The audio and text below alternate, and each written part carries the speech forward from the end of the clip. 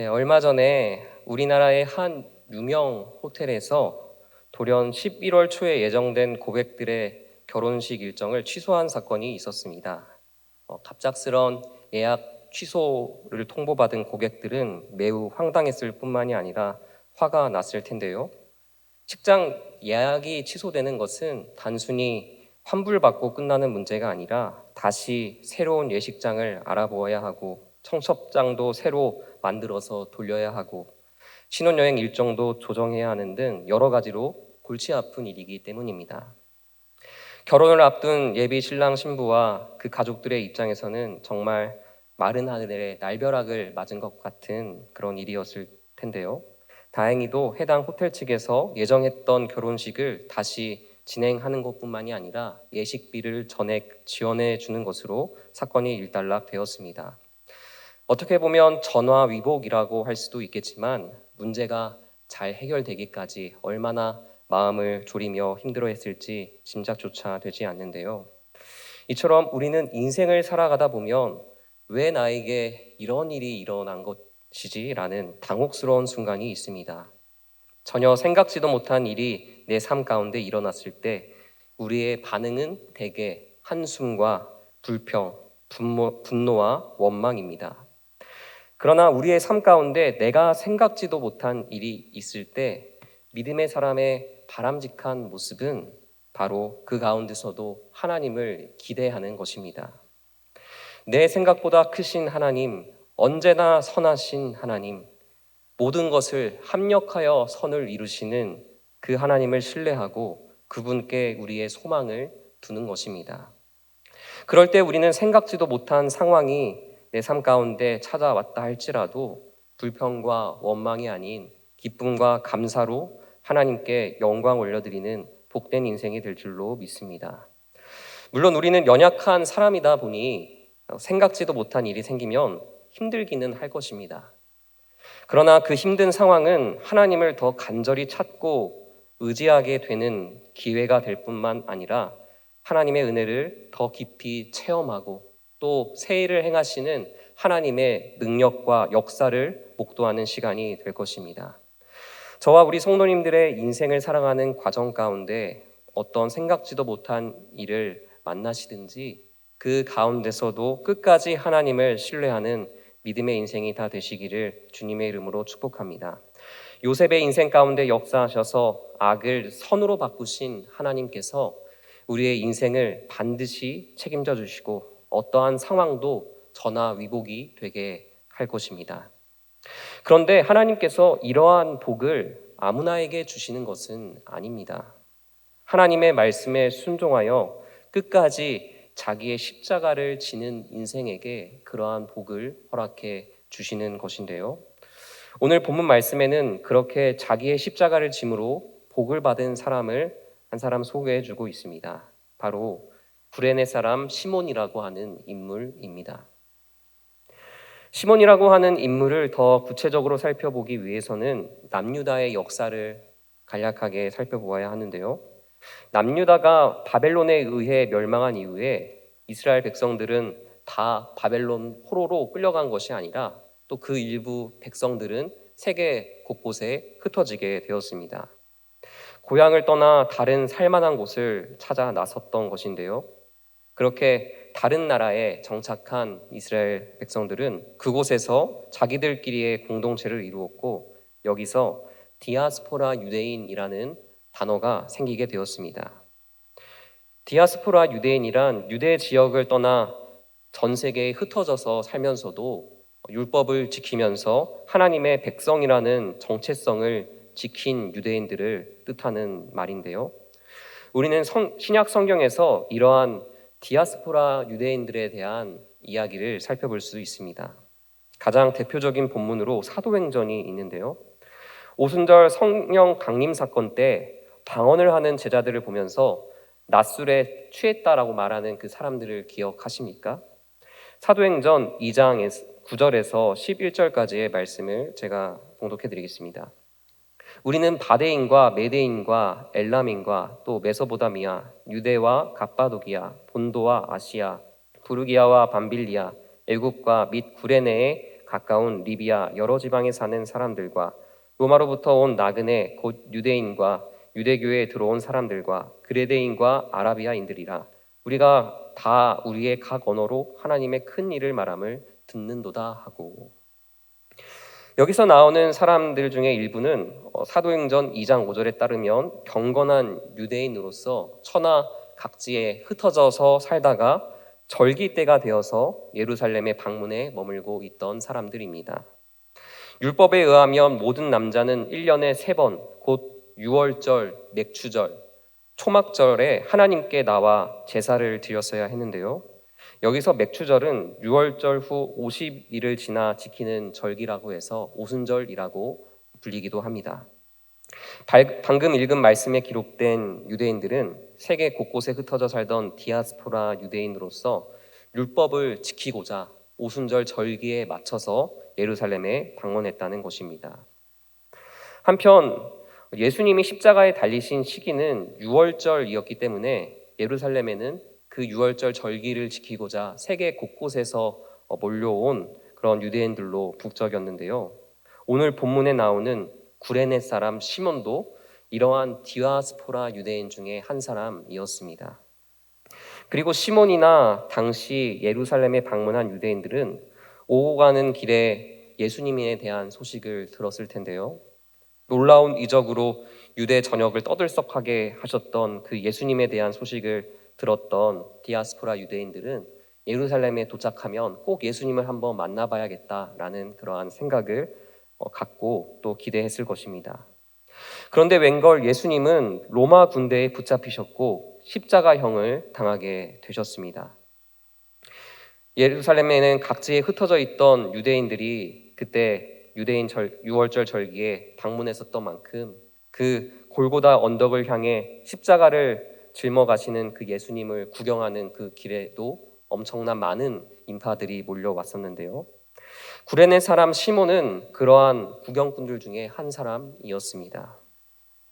예수님은 느릿느릿한 걸음으로 힘겹게 한 발자국을 떼며 그 십자가를 짊어지시고 고난의 길을 걸어가셨지만 몸이 멀쩡해도 짊어지기 힘든 무거운 십자가였기에 또 심한 책찍질을 당해서 몸이 만신창이가 된 그 상태에서는 더 이상 그 십자가를 짊어서 골고다 언덕까지 가실 수가 없었습니다. 이대로면 십자가 처형 집행이 계속 지체될 수밖에 없기 때문에 로마 군인들은 구경하던 그 군중들 속에서 한 사람을 끌고 왔는데요. 그 사람이 바로 구레네 사람 시몬이었다라는 것입니다. 강제로 끌려와서 억지로 십자가를 지게 된 시몬은 어이가 없었을 것입니다. 그 수많은 사람들이 같이 구경을 하고 있었는데 왜 하필이면 나인가? 괜히 저 십자가 죄수 때문에 절기를 지키기 위해서 저 북아프리카에 있는 그 구레네 도시에서 이곳 예루살렘까지 얼마나 힘든 여정을 보내왔는데 그러한 내가 이러한 생각지도 못한 생고생을 해야만 하다니 정말 재수가 없다, 짜증난다 라고 그렇게 속으로 이야기하며 불평했을 것입니다. 그러나 골고다 언덕까지 억지로 십자가를 짊어진 시몬은 그곳에서 예수님이 십자가 처형을 당하는 것을 목도했고 또 예수님이 십자가상에서 보여주신 모습과 죽은 뒤에 일어난 여러 가지 사건들을 통하여서 예수님께서 그냥 죽어 마땅한 죄수가 아니라 정말 소문에 의해서 그렇게 들어왔었던 그 메시아구나라는 사실을 조금씩 깨닫게 되었을 것입니다. 전승에 의하면 시몬은 예수님과 함께 십자가를 짊어지는 과정 속에서 감화가 되어서 신앙을 가지게 되었다라고도 하고요. 또 앞서 살펴본 사도행전 2장에 구레네가 언급이 되어 있는데 오순절 성령 강림 사건 때 베드로의 설교를 듣고 이렇게 회심했다라는 이야기도 있습니다.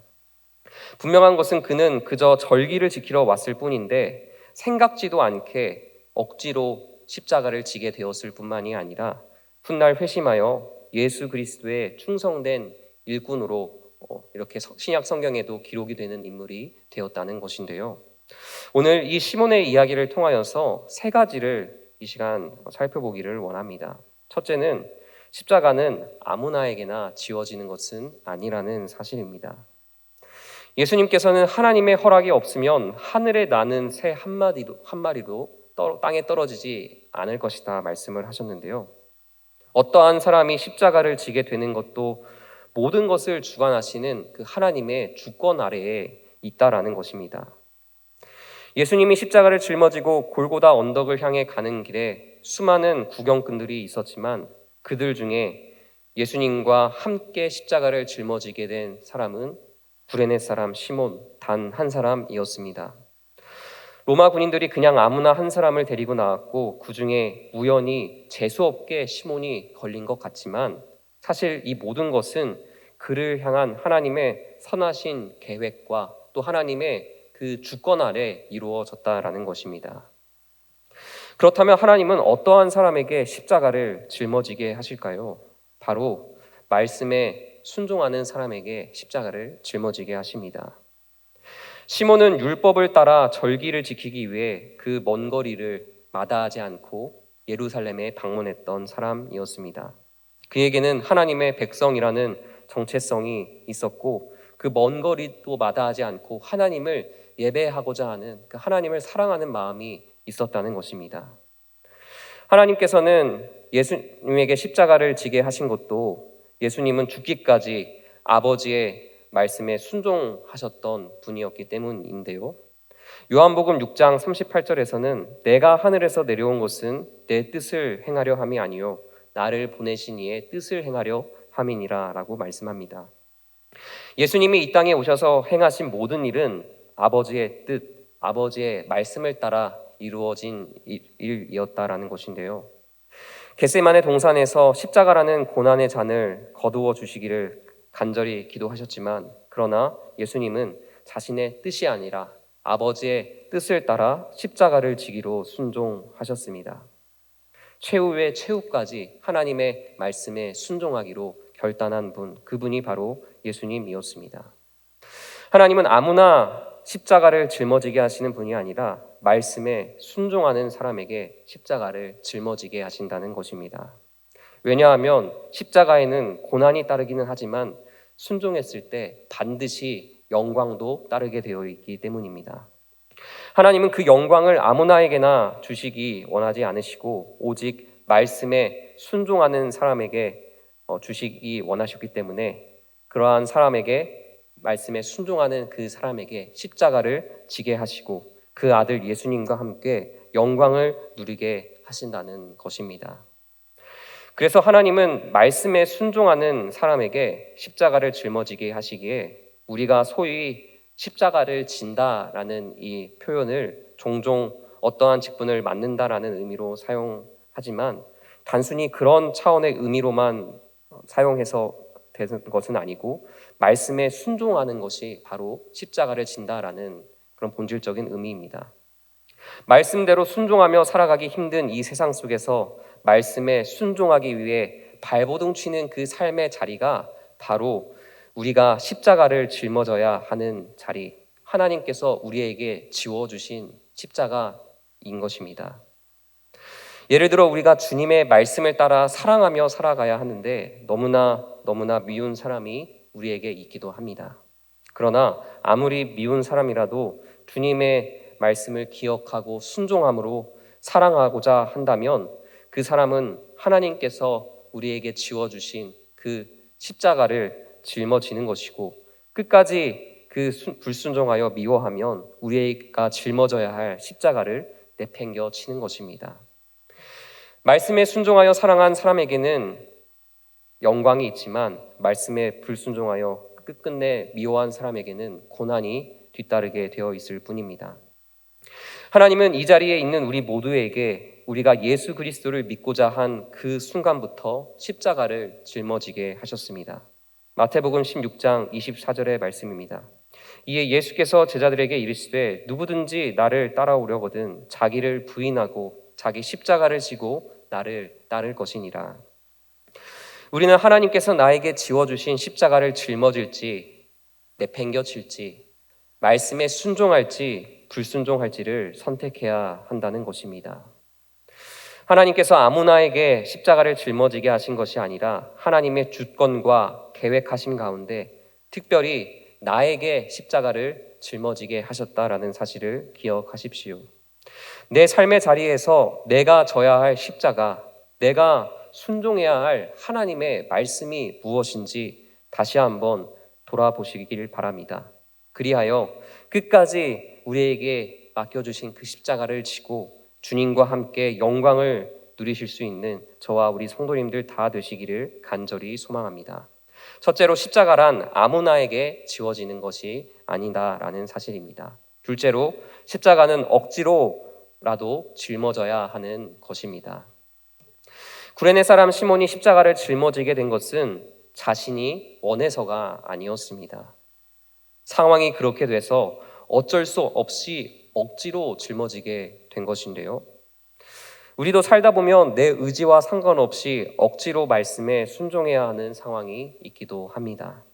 그때 우리의 몸과 마음은 참으로 힘들고 무엇보다 순종은 자발적으로 하고 자원하는 마음으로 해야 좋은 것이라는 그 말씀을 자주 접해 왔다 보니까 억지로 순종하는 자신의 모습에 죄책감에 빠지기도 하는 것이 우리들의 모습인데요.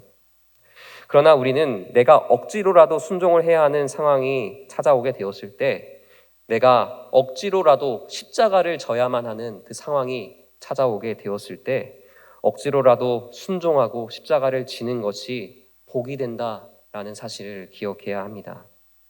구레네 사람 시몬이 예수님과 함께 십자가를 짊어진 내용은 마가복음뿐만이 아니라 누가복음 또 마태복음에도 기록이 되어 있는데요. 우리가 주님과 함께 십자가를 져야 한다라고 그렇게 이야기를 하지만 이것은 상징적인 표현이고 실제로 그 물체의 십자가를 지는 사람은 없습니다.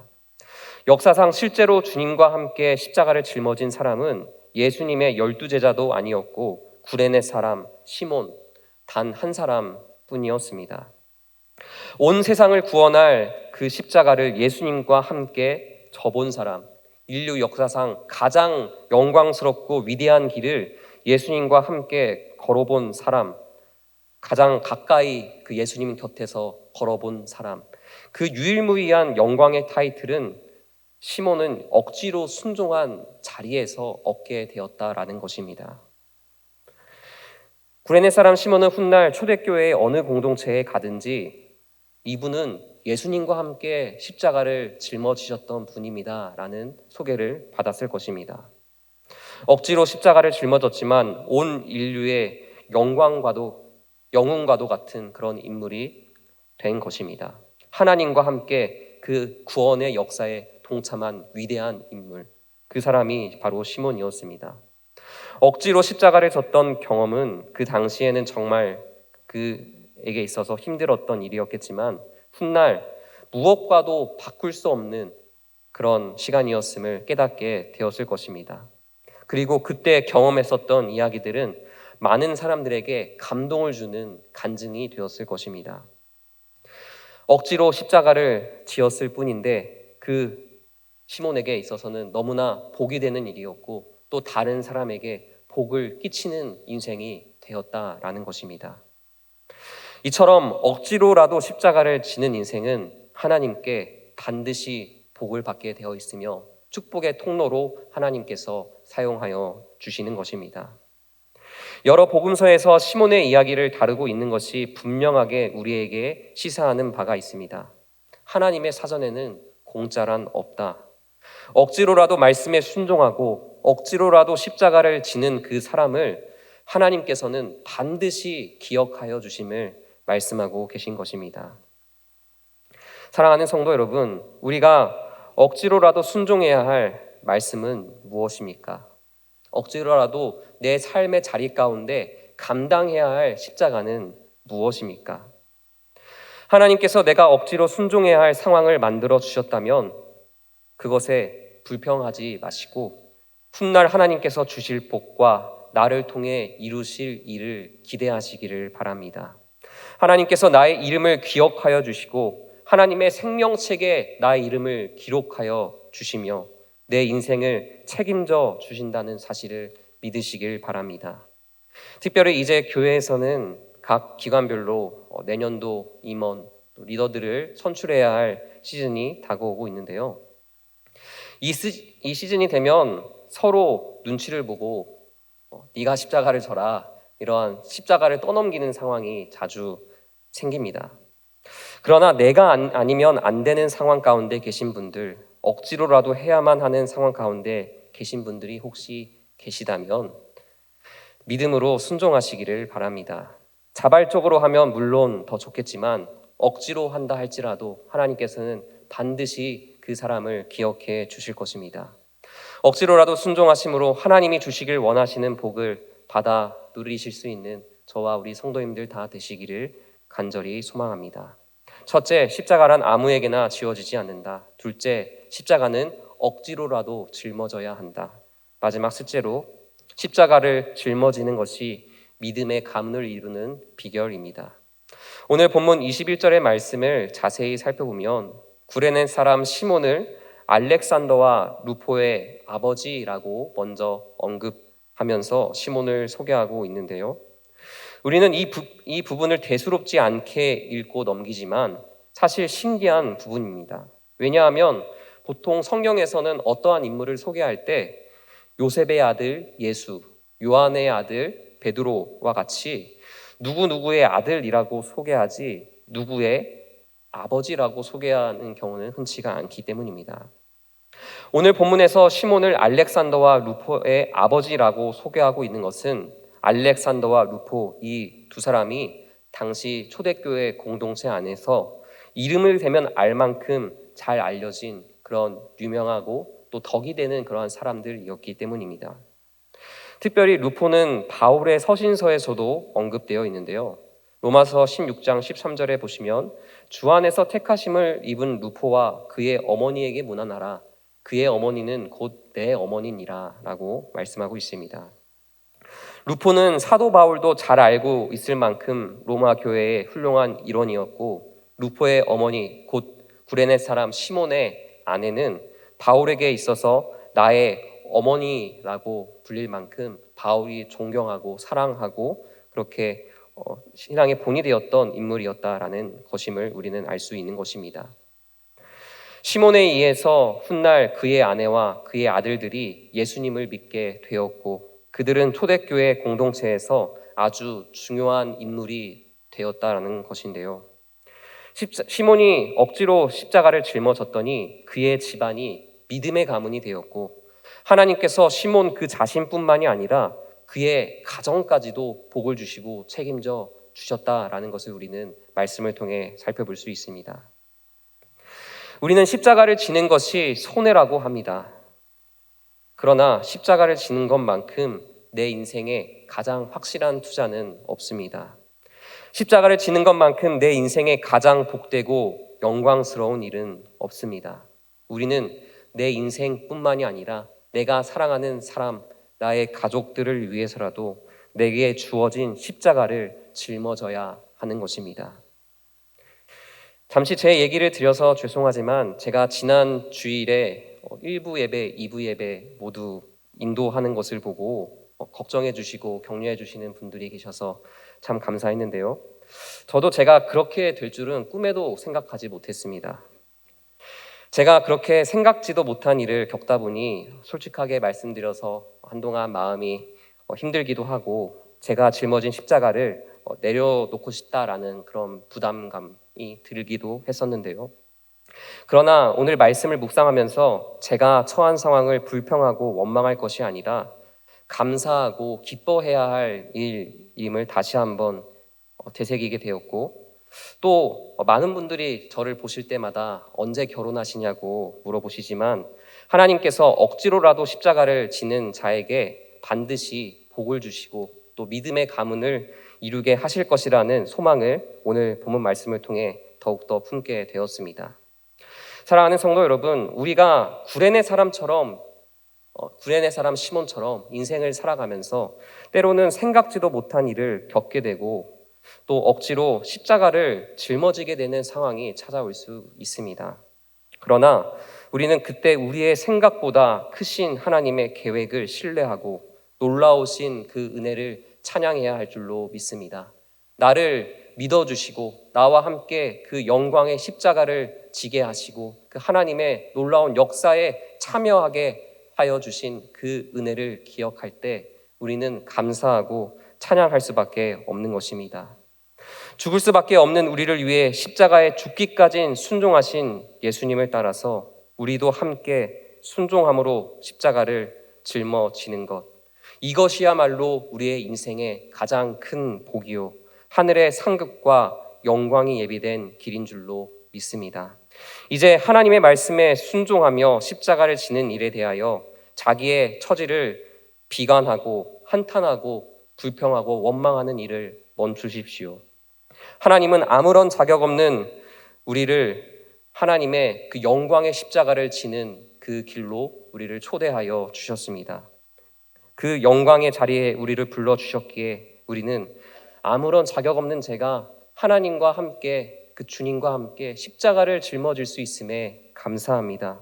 축복의 십자가, 영광의 십자가를 허락해 주신 그 은혜에 감사합니다 라고 고백해야 하는 것입니다. 저희가 때로는 연약하여서 억지로 십자가를 질 때도 있겠지만 그러나 그때마다 다시 한번 우리에게 아무런 자격 없는 우리에게 그 영광의 십자가를 허락하여 주신 그 크신 사랑과 은혜를 기억하심으로 기쁨으로 십자가를 지겠다고 다시 한번 주님 앞에 결단하고 고백하며 끝까지 주님과 함께 십자가의 길을 걸어가실 수 있는 저와 우리 성도님들 다 되시기를 주님의 이름으로 축복합니다.